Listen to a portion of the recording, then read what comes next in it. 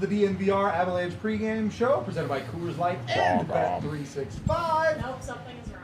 The mics are broken, I guess. Already. Didn't take long. It was fun that Kale was just down here telling us how it all worked. It's been worked all day, yeah. Love that for us. We're just going to sit here. Well, at least we didn't switch the camera. Yeah, true. So they don't know. We do already. Everybody's just going to be like, hey, wait, I thought we were live. Waiting for them to tell me that they can or can't hear you. So. Maybe the chat's dead, too. Yeah. We didn't even go live. It's all bait. We're actually stuck in purgatory.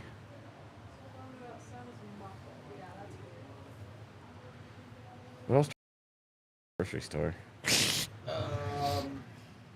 I've been really enjoying apple fritters lately. Okay. That is not how you lose weight, so. That was not how you lose weight. That is correct.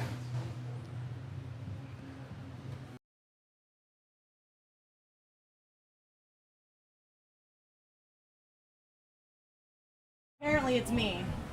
Give me 1 sec. I'm waiting for the. My mic's not working. That can't be it. Just every day of the week. Not yet. Hold on.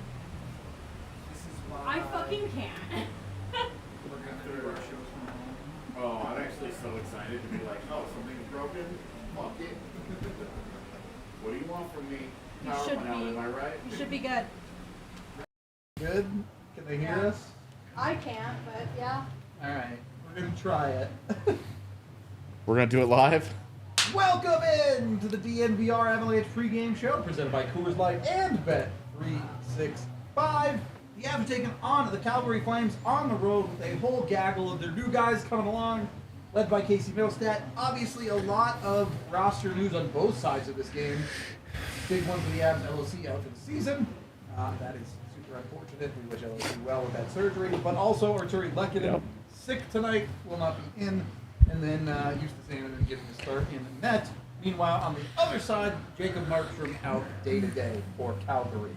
Is that day-to-day with an injury or a day-to-day with, I can't believe they didn't move me at the deadline, so F this? It sounds like it. That's what it sounds like. All right. But hey, what do we know? Day-to-day with I hate Calgary. Got it. Yeah. Nice. I like that your mic is still not working. You're only the host of the show. Nobody needs to hear me. It doesn't matter. I'm not important. I'll just yell. It'll be fine. They can hear me out of your mics. Look. Long term for the Avs. Replacing Logan O'Connor in this lineup. Does that fall squarely on Yakov Trenin's shoulders? Or other guys like Kovalenko? Do they have an option to help replace LOC? Kovalenko has to get here first. I get So- that. That's why I'm bringing up Trenin. The fuck was that? No, that's me. It's my shit's in the microphone. We got microphones The going. only one that's Oh, I'm the only one working? no. Mine's the only one not. Oh, you're the only one not working. Great. Yeah, so Nikolai Kovalenko has to get here first. So, and when he gets here, we don't know what position he's going to play. Yeah. We don't know what all he's going to do. So we just don't know how that's going to go. We don't. Yakov Trenin is a tangible, proven NHL player that you can put in different places in your lineup. To be honest with you, I thought there were a lot of upsides to certain parts of his game in his first game. But the 5v5 stuff still needs to get better. It's cool. If I stand here, I can use your mic while you're using it. So we're good. All right. Word. Yeah. Your thoughts on No. Trenin replacing a top 9 guy instead of a bottom line guy? I think part of what makes you a useful NHLer and versatile guy too, and is to be able to pitch in a few innings. You know what I mean? Like somewhere in the lineup where you shouldn't be there for the whole season. You know what I mean? Like, so I always say, even a guy like Duane or guys like that, they can come in and pitch some innings and be in a lineup where they're not supposed to be. But Jakub Trenin's done that. Duane's even done that to a certain extent. and they can help out and go do the job there for a game on the road in Calgary where nothing needs to be flashy, and you just got to go in there and grind it out. And always a tough game, sometimes a tough place to play in Calgary, but I think those guys will be up to the task. You're new, it's new teammates, you have new stuff you're learning. They worked on a lot of stuff at practice yesterday. It's just especially for those guys, even simple drills like how they want to fill in the lanes and how does this work for the quick exits. And you could see practice was built for the new guys, and then it makes it just easier for you. And those guys are in the NHL for a reason, is because they're able to adapt. They're able to pick up the game at a faster pace than the average Joe or the average Bill Leaguer. You know what I mean? Like, I'm just saying, I'm being honest, and that's why you play in the NHL. So I'm not worried about it. It's a bit of a ham sandwich, I think, tonight we're going to see because of Lecky, obviously Parisi, Lecky, now LOC, and guys out of the lineup. They're going to figure it out. They're going to come up with some combinations that, will give guys extra minutes tonight, which is good because you're learning. Yeah. So he'll be good, and then hopefully guys like Parisi, Lecky, obviously Lecky's sick, so it's not a major thing. And Kovalenko, we'll see. I mean, like you said, he's got to get here first. Don't even know if he's seriously injured, not whatever it is. The team's on the road this week. You got to work with visas and all that kind of stuff. So I wouldn't. I mean, this guy, he's not going to be playing this week for the Colorado Avalanche. Yeah, it would seem unlikely that he's going to join them in Western Canada. I mean, I would think no. That's just an extra border you have to cross. Yeah. Just get to the United States, get to Denver, get to FSC, and he can skate around and do whatever he needs to do for a day or two, and it'll be fine. Yep. Yeah. Plus, if he gets to Denver, he's going to be snowed in there. So, depending on when that happens. Yeah, and we don't know. None of us thought it looked all that serious. And Igor Larionov said it was not a big deal. I wouldn't think that's a big deal. I'm not thinking that the knee injury in his last game with 2 minutes to go, which was awfully annoying. Yeah. Welcome to the Avs, buddy. I'm not thinking that that's like a serious thing, but we don't have any idea until he gets here, until we get any kind of an update. Yep. So TBD on everything Nikolai Kovalenko related, other than at some point he'll be here. It just feels like a lot of the Avs lineup is getting played by ear right now, to be honest with you. Yeah, definitely. I do think, it is interesting. So many guys coming in at the deadline. It is tough to do. As you talk about, you give guys how long? Like, well, we usually give them 10 to 15 regular season games at the start of a year, and that's after an entire training camp and a whole preseason that they've gone through. They've been on the ice for a month practicing and working and doing whatever. These guys have to go and do it live in game, and the games are obviously more valuable in terms of getting up to speed. But it really is. It really is interesting to watch all these guys try and fit in on the fly, and then you've got guys that you thought were established parts of your lineup shuffling in and out, and so now it's like, all right, you don't even know where to put these guys in the first place, and now they are all also shuffling in and out. Yeah, it's kind of an interesting little back and forth that they're up to right now. And to add to it, you can go see our Bob Harley interview on Kovalenko on YouTube too, right? If you want to get familiarized with Kovalenko, and then his much anticipated debut with the Avs coming here soon. So we'll see. Tiff doesn't know how to spell jiggle. It's fine. Jiggle?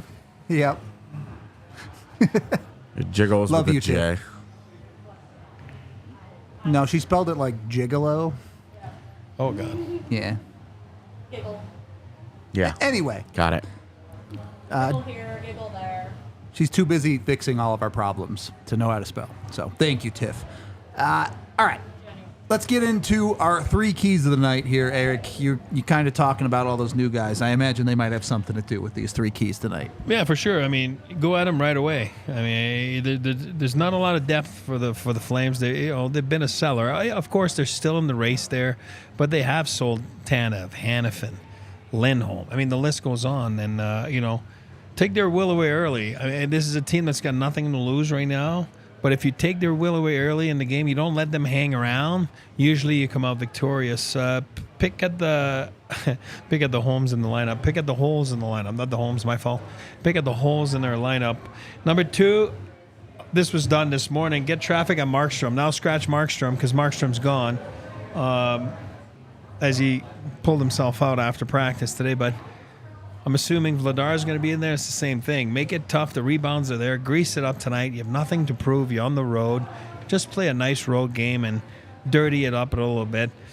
Quick transition. Rudo just said there's a lot of new guys.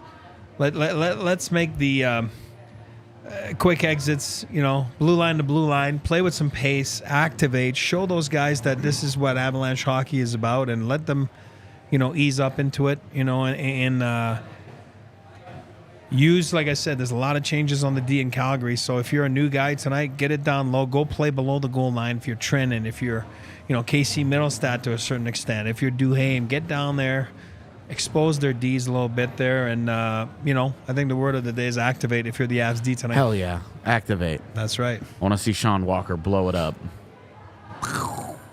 And go at him. Yep. Chat, relax. Brandon Duhaime on your second line is not a permanent situation. It's very much going to be replacing Artturi Lehkonen's spot by committee tonight. Yeah, and also, how many times have we seen they make a decision on these lines and 10 minutes into the first period, have abandoned it, yeah. you never see them again in that game. Like, it's Guys. fine. We'll see. Guys, Also, Miles Wood has not been any good lately. Any good. It's been a while since Miles Wood had a really good game. I think the reality of that, too, is even when he does things well in the offensive zone, he hasn't been finishing at all. And I can live with that because that's how Miles Wood rolls. But defensively, he's been much worse than normal, and that's where bigger problem. That's where for I'm sure. really Yeah. struggling with his game, and why I think he's the guy that is replaceable. Zach Parise gets healthy. Yep. I want to bump him down. Like, I want Miles Wood to be limited at the Fourth-liner moment. guy, Yeah. yeah. At the moment, I want him to be a little more limited. And I'll speak from experience, like Brendan Duhaime. Like, one year we had injuries with the Avs, and I started the year on the left side of Joe Sakic. Was I a first liner? No. Did I know that after a little bit of time? Like, it lasted 6 games. Led the league in goal scoring after 6 games, but not a big deal. Who's asking? But and then I knew I was back to being a fourth liner, like by game 7. It's not like, you know what I mean? Like, so sometimes you're asked to do stuff, and a guy like Duhaime, don't worry about it. He's not even going to change his game, like, because if he's playing up in the lineup, he knows. I always go back to my line. When a crusher tries to become a rusher, he often becomes an usher. So what that means is he knows what he is. Whether he's playing with top end guys or bottom 6 guys, he's going to play the same game, and he doesn't think he's a first or second liner. At the end of the day, shit happens. Yeah. Like, he's sick today. Joe Blow's not here. The other one's not there. I mean, at the end of the day, you go into a regular season game and you patch holes at times, and it's up to see if guys can step up and do the job for a few games, and then you go back to your spot. It's not a big deal. Like, it's not a big deal. You also would like to see Wood and Colton. Yep. There's no LOC there to kind of be the Band-Aid for them anymore. Figure it out. Yeah. Yakov Trennan's going to play on that right side at the moment. Okay, we'll see. Yep. See how this goes. Moving Wood around in your lineup, maybe the best way to get him out of a funk is to keep him there. Yeah. Next to a guy that he's played next to all season. Hey, they'll both find their way out at the same time, hopefully, and hopefully it's tonight. But it is, for my money, he just hasn't been very good lately. So we'll see. All right, let's talk about the players that do need to be good tonight for Colorado then. Who's going to go to Circle K and who's going to eat tonight on Colorado? E, I know you send yours in at 8 a.m. every morning, so Yes. you're up first. I'm going to go with the guy that got them going. Artturi Lehkonen. I'm going to go with Artturi Lehkonen. No, I'm kidding. It's not true. It's there, number 13. So Okay. I'm going to go with Val. I obviously ended the game last game, and it was good to see him back, and great speech to Ball Arena. Took 2 seconds. He's like, good, I love you, bye. And then he walked off. That's awesome. I think, especially on the road, this is a guy that can dictate the game. He can make it tough on opponents, and especially when he's coming hard on you. Like I said, they're not very deep on D. They've had a lot of changes there with Hanifin and Tanev and gone. So at the end of the day, this is going to be a game where Val's going to freaking dominate tonight. So he's my Circle K eater of the night tonight. What was Val doing to him there? What was he doing? What did I say? Did I say something stupid? Coming hard on you? Coming hard on you? I mean, if you're the eater of the night. I am going to take Casey Mittlestadt on this one. I like it. Look, Casey Mittlestadt was brought in for one reason, to be a more effective 2C than the Avs have had, and that means producing, particularly producing on the road and helping those Avs top guys to get the job done. I've talked a lot lately about how the Avs scoring is pretty down in the second half of the year on the road. Casey Mittelstadt's got to be the answer to that, not just for himself, but helping that second line produce as a whole, even if you do have some lineup weirdness tonight. So would love to see Casey get to work tonight. Casey Mittelstadt needs to be such a legit 2C that lineup weirdness doesn't matter. Yeah. There you go. That Agreed. he can make it work with Brandon Duhaime for a night. Yep. That's just the reality. They traded Bowen Byram for the guy. He's gotta be better than like a 45-point center. If that's what they were after, Adam Henrique was right there. Yep. Yep. Jack Roslovic was out there. Casey's got to be the 60-point guy. Exactly. He has to be a legitimate 2C for you in order for this thing to be worth it. So it needs to be able to, not to say that Brandon needs to make Brandon Duhaime a top 9 guy, but he needs to be able to get through a game with it. Yep. He's got to be able to drive it himself. Exactly. So that, I think Mittelstadt needs to, second game, I'm not going to start putting like pressure on him. But you do want to start seeing him build towards, hey man, you're actually good. This is the reality of the conversation, is make sure you go get your snacks at Circle K. You can sign up for Circle K's Inner Circle today at circlek.com/innercircle to get amazing rewards, including 25 cents off a gallon on your first 5 fill-ups and a bunch of snack deals on game day, particularly weekends. Use that QR code on screen right there to get part of the Inner Circle today. But Mittelstadt and the rest of these guys, this is the real conversation. Let's face it, the Avs have not been a good team on the road this year. Yeah. They're struggling to keep their heads above 500 on the road at best, and they need to win more games on the road down the stretch here. They just need, if they want to compete for one of the top seeds in the Central, they need to be better on the road. And it has to come from everyone, but particularly if you want to change up, you're talking about Casey Mittelstadt, you're talking about Yakov Trenin, you're talking about Brandon Duhaime, Sean Walker on the back end too. How much of it is those guys need to come in and produce, and how much of it is it these guys are brought in to shake things up a little bit and kind of energize everybody to be better on the road? They're brought in to produce. Like, that's it. Like, and this is the beginning of no excuses for the Avs. There's no more, oh, well, when we get rid of Ryjo, and oh, well, when we make this move or that move, the moves are done. This is your team. Yeah. It's time to gel. It's time to grow up. It's time to start winning some road games. It's time to just win games. Got, 17 left? Yeah. You need to win 13 of them. I don't care which ones are the wins and which ones are the losses. But you got to win 13 of them. If you're going to try and make a serious run for the Central Division title, you got to win 13 of those games. I agree with AJ, and for me, it's you're not chasing the division title. What you're chasing is consistency, playing the right way, and then you do have a good team, so you should be able to get those 13 wins, and then let the chips fall where they fall. If it means that you're first, then you're first. If it means that you're second, then you're second. I mean, there's nothing you can't control what the other teams are doing or winning or losing. All you can do is control your destiny, so you control the way you're playing. And then at the end of game 82, you look and see who your opponent is. And are you on the road? Are you at home? What are you? Then you figure it out from there. But right now is you gotta be going in that dance in the spring there on a high, on a roll, and you want to make sure that you're peaking at the right time. And I think those are the words you're going to hear Bednar talk about after every game. I think he's going to talk about, are they peaking at the right place? Are they playing the right way to be able to win games down, in the spring? Is their level when the high dance enough? That's right, and then you're right. There's no excuses, and it is different than the start of the year, and you give some times to people. Right now, it's like, hey, let's freaking go. Let's give it all you got. I don't care you're new, but figure it out and jump on the bandwagon right now. There's no time to wait. Yep. It's time to go. Yep. It just is. Now or never. Yeah, 20 games left in the season. You start to seriously tighten the screws and figure this thing out. Who's really ready for the postseason and who is not becomes readily apparent in the final 20 games of every single season. Yep. Last year you saw Florida catches fire at the end and gets in. What happens? They go on a run. Every year you see teams have a good 60 games, and then their last 20 games end up being a lot more indicative of what they do in the postseason. Yep. I mean, if you're a Canucks fan right now, are you excited?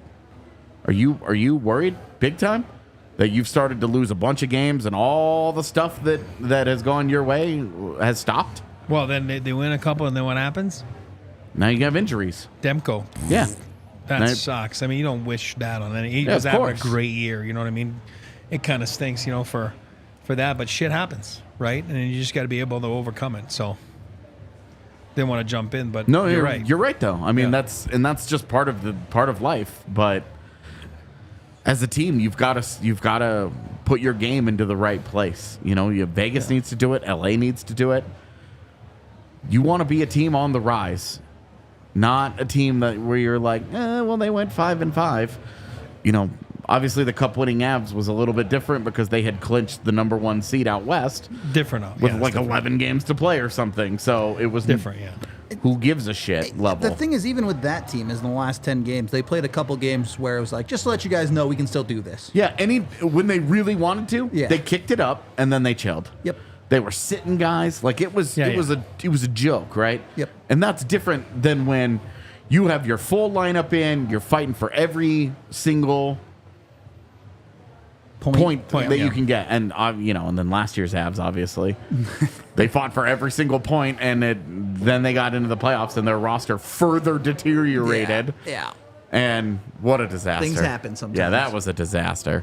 All right, let's get into my bets. I did not put Kadri on here, but of course the X-Player curse. Always a great way to go when you're gambling. I'm taking the Avs to win. I think they've got it. I think they're in a good position to win on the road. Start things off better on the road with these new guys in the lineup, specifically Casey Mittlestadt. Even money for a point. He was my eater. He's the guy I really want to see get going. And with expectations after overtime the other night, Val Nichushkin likely going to be back on power play 1, especially with no Artturi Lehkonen as an option. Plus 175 for a power play point. That's pretty darn good money for a guy in the Avs top power play unit.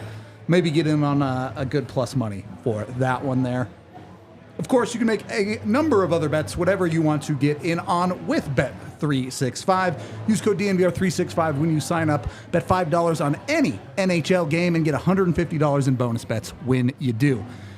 When you do gamble with Bet365, of course, please gamble responsibly. You must be 21 or older and physically located in Colorado. If you or someone you know has a gambling problem, call or text 1-800-GAMBLER today. Any final thoughts before we jump over to this watch-along, gentlemen? No, I'm good, man. I didn't wear the red for the sea of red. I just grabbed the first thing in the closet, and I just realized. Typical. And I'm driving here, and I'm like, oh boy, sea Hey. of red, Calgary Flames. Wouldn't have been the first game that you brought a jersey of a No, team I know, that they I were know. playing. I should have. I have some. Should have brought it. Didn't play for them, but I have some. Work for them. All right, we are going to wrap up this pregame. We do have a watch-along coming your way where I will be sitting down, so enjoy that. Also, come watch the game with us. If you're not a watch-along person, at least join us for postgame where we'll break down whatever it is that happened. So we appreciate y'all. Get yourself a Coors Light, and we will talk to you in a few minutes. We all silly like the mayor.